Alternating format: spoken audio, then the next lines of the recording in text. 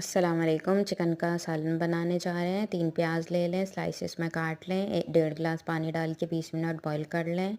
अब हम ऑयल डाल के हल्की सी प्याज को फ्राई कर लेंगे।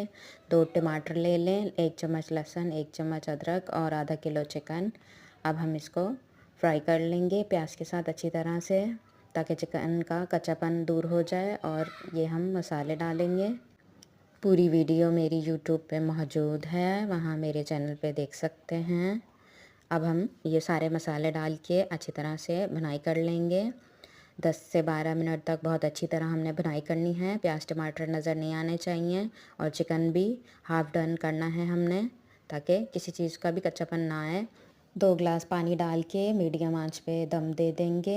शोरबा भी इसी में हम हल्का सा रखेंगे और हरी मिर्च डाल के मीडियम आंच पे दम दे दें 20 मिनट के लिए।